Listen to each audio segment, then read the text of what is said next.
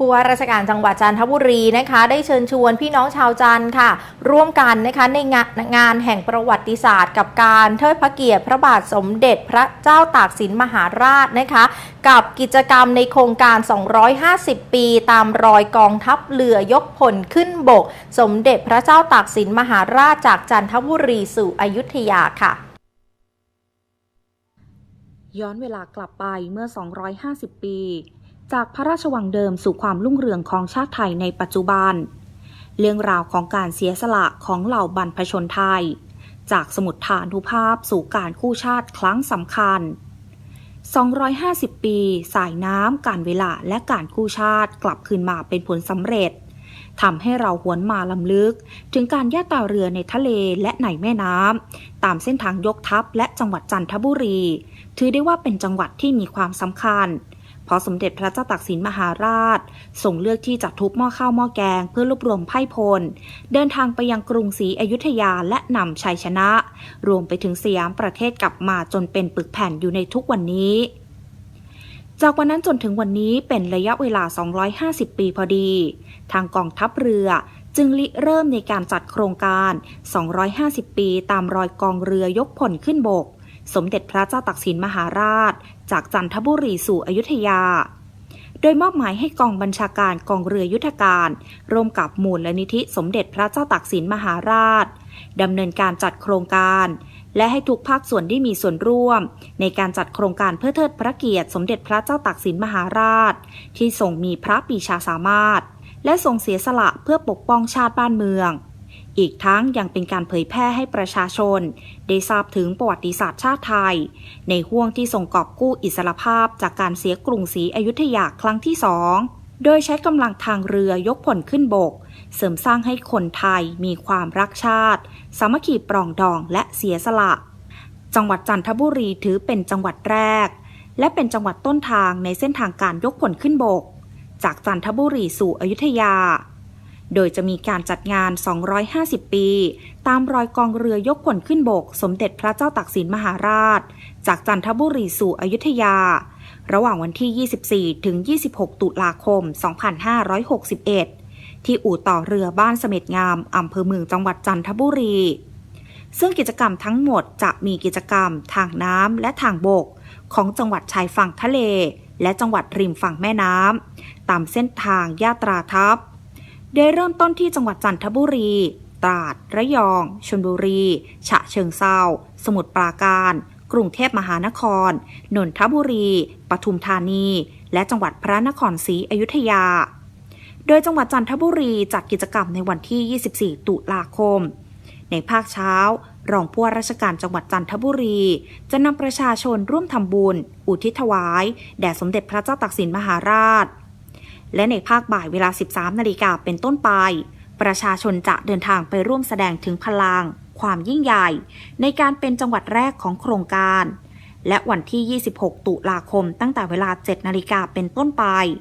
จะมีการอัญเชิญพระบรมรูปสมเด็จพระเจ้าตากสินมหาราชลงเรือเพื่อล่องไปตามเส้นทางพื้นที่ทั้ง 10 จังหวัดที่สมเด็จพระเจ้าตากสินมหาราชทรงยาตราทัพผ่านโดยมีพลเรือเอกฤชัยรุดดิษฐ์ผู้บัญชาการทหารเรือเป็นประธานในโอกาสนี้นายวิทูลศรีนามผู้ว่าราชการจังหวัดจันทบุรีจึงขอเชิญชวนชาวจันทบุรีไปร่วมงานพร้อมกันในวันที่ 24 ตุลาคมตั้งแต่เวลา 13 นาฬิกาและวันที่ 26 ตุลาคม 2561ตั้งแต่เวลา 7 นาฬิกาเป็นต้นไปที่อู่ต่อเรือบ้านเสม็ดงามตำบลหนองบัวอำเภอเมืองจังหวัดจันทบุรีครับก็คือว่ารัฐบาลนะครับได้มอบให้กองทัพเรือและจังหวัดทั้ง10จังหวัดที่อยู่รายทางที่สมเด็จพระเจ้าตากสินมหาราชได้ย่าตราทัพจากจันทบุรีไปอยุธยาได้จัดกิจกรรมตามรอยสมเด็จพระเจ้าตาก250 ปีนะครับวัตถุประสงค์ที่สำคัญก็คือให้เห็นถึงวีรกรรมของสมเด็จพระเจ้าตากสินมหาราชนะครับสำหรับพี่น้องชาวจังหวัดจันทบุรีเราเป็นจังหวัดที่สมเด็จพระเจ้าตากสินซึ่งพระองค์ทรงเลือกนะครับเหมือนกับความขวัญของเราเป็นจุดเริ่มต้นในรวมไพร่พลทั้งหลายมากู้ชาติที่จะเริ่มต้นนะที่จังหวัดจันทบุรีนะครับในกิจกรรมของจังหวัดจันทบุรีเราก็จัดอยู่24 25 26นะครับในวันที่ 24 25นะครับก็เป็นการจัดกิจกรรมทั้งจังหวัดนะครับทุกอำเภอ ทุกตำบลกิจกรรมเป็นแบบนี้ครับเนื่องจากในวันที่ 24 25 เป็นวันออกพรรษาวันตักบาตรเทโวทางจังหวัดจึงร่วมกับคณะสงฆ์ทุกตำบลทุกวัดนะครับเราได้จัดกันขึ้นมาทั้ง10อำเภอตำบลละ1วัดนะครับที่ได้จัดไว้แล้วตอนนี้ได้มีการแต่ละอำเภอก็ได้คัดเลือกไว้แล้วและก็ได้แจ้งให้พี่น้องประชาชนได้ทราบแล้วนะครับว่าทั้ง75วัดที่มีอะไรบ้างที่เราจะไปร่วมทำบุญตักบาตรด้วยกันนะครับเสร็จแล้วก็มีการฟังเทศนานะครับของบรรดาพระสงฆ์ทั้งหลายนะครับที่พระคุณเจ้าที่ได้เมตตากรุณาเทศนาธรรมนะครับเกี่ยวกับความรักชาติศาสตร์กษัตริย์สร้างให้พวกเราพี่น้องชาวจังหวัดจันทบุรีทุกภาคส่วนนะครับมีความรักใคร่สมัครสมานสามัคคีกลมเกลียวกันผมจำชื่อได้ไม่ทั้งหมดทั้ง75วัดนะครับแต่ของอำเภอเมืองนะครับก็เรียนเชิญอย่างนี้ครับเราก็แบ่งในส่วนของภาคราชการนะครับก็คือท่านเรามีตอนนี้จังหวัดจันทบุรีมีรองผู้ว่าราชการ3ท่านนะครับก็แบ่งกันไปที่วัดไผ่ล้อมวัดป่าคลองกุ้งแล้วก็วัดโค้งสนามเป้านะครับส่วนที่เหลืออีก7วัดนะครับพี่น้องประชาชนที่อยู่ใกล้วัดไหนนะครับก็มีตั้งแต่วัดใหม่นะครับวัดแถลงวัดทองทั่ววัดพระพลาวัดพระบางกระจะนะครับวัดเสม็ดงามวัดเกาะตะเคียนที่ในเมืองนะครับก็เรียนเชิญได้นะครับเพราะว่าคือทุกวัดมีเป็นพิธีวันออกพรรษาแต่ที่วัดที่ผมกล่าวมาเบื้องต้นเนี้ยจะมีกิจกรรมนะครับเพื่อเผยแพร่ความรู้เกี่ยวกับวีรกรรมของสมเด็จพระเจ้าตากสินมหาราชเพื่อเป็นการให้พี่น้องชาวจังหวัดจันทบุรีได้ตระหนักถึงวีรกรรมของพระองค์ท่านและที่สำคัญเราจะได้มีความรู้รักสามัคคี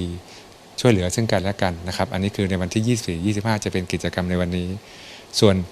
กิจกรรมที่สำคัญที่ท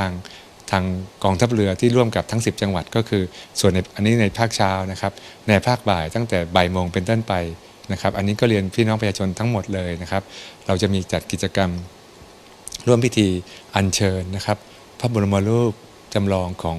สมเด็จพระเจ้าตากสินมหาราชนะครับซึ่งได้รับความกรุณาจากท่านผู้บัญชาการทหารเรือนะครับนำพระบรมรูปจำลองของสมเด็จพระเจ้าตากสินมหาราชจากฐานทัพเรือสัตหีบนะครับมาไว้ที่อู่จอเรือเสม็ดงามซึ่งสถานที่แห่งนั้นนะครับทางจังหวัดก็ได้เรียนเชิญพระสงฆ์นิกรทุกหมู่เหล่านะครับทุกกลุ่มสาขาอาชีพทุกเชื้อชาติศาสนานะครับเราจะมีพี่น้องนอกจากพี่น้องประชาชนโดยทั่วไปแล้วนะครับพี่น้องมุสลิมพี่น้องคริสตศาสนิกชนนะครับพี่น้องชาวต่างชาติต่างๆไม่ว่าผิวสีอะไรก็มาร่วมกับเราเพื่อแสดงให้เห็นว่าผู้ทุกคนผู้ทุกนามนะครับที่มาอาศัยอยู่ในจังหวัดจันทบุรีเนี่ยเรามุ่งหวังที่จะเจริญตามรอยเบื้องพระยุคลบาทสมเด็จพระเจ้าตากสินนะครับในการที่จะสร้างความรักใคร่สามัคคีกลมเกลียวกันไม่ว่าจะเป็นเชื้อชาติศาสนาใดๆนะครับทุกคนก็ถ้าท่านมีเครื่องแต่งกายอะไรตามสังกัดนะครับก็ได้ทราบว่าหลายหมู่บ้านหลายตำบลก็จะแต่งชุดสมัยสมเด็จพระเจ้าตากสินนะครับหากท่านไม่มีนะครับท่านเป็นชุดอปพลชุดอาสาสมัครชุดอสมท่านมาได้เลยเพื่อเป็นการแสดงให้พี่น้องประชาชนทั้งประเทศได้เห็นว่า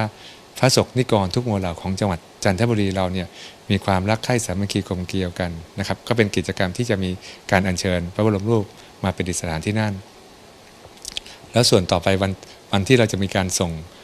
อัญเชิญพระบรมรูปลงเรือเพื่อไปตามเส้นทางญาตราทัพตั้งแต่จากจันทบุรีเราก็จะไประยองชนฉะเชิงเทรานะครับสมุทรปราการกรุงเทพนนท์ปทุมอยุธยาเนี่ยในวันที่16ช่วงเช้านะครับก็เรียนเชิญพระสงฆ์นิกรทุกหมู่เหล่านะครับมาร่วมพิธีแต่อันนี้จะเช้านิดนึงนะครับเพราะว่าเราต้องอัญเชิญพระบรมรูปจำลองของสมเด็จพระเจ้าตากสินเนี่ยลงเรืออ่างทองซึ่งเป็นเรือที่ทางกองทัพเรือได้จัดมาในพิธีนี้โดยเฉพาะแล้วก็จะมีการอัญเชิญไปนะครับเพราะฉะนั้นในคราววาระ250ปีนี้นะครับเราต้องแสดงให้เห็นว่าเราชาวเมืองจันทร์นะครับคำว่าชาวเมืองจันทร์คือทุกผู้ทุกนามที่มาอาศัยอยู่ในจังหวัดจันทบุรีเรามาร่วมกันนะครับตามรอยสมเด็จพระเจ้าตากสินมหาราชของเราครับสำหรับในส่วนของวันพรุ่งนี้นะคะเรียนเชิญนะคะประชาชนผู้ที่สนใจนะคะเข้าร่วมกันค่ะในกิจกรรมโครงการ250ปีตามรอยกองทัพเรือยกพลขึ้นบกสมเด็จพระเจ้าตากสินมหาราชจากจันทบุรีสู่อยุธยานะคะตั้งแต่ช่วงเวลา 13 นาฬิกาเป็นต้นไปที่อู่ต่อเรือบ้านเสม็ดงามค่ะ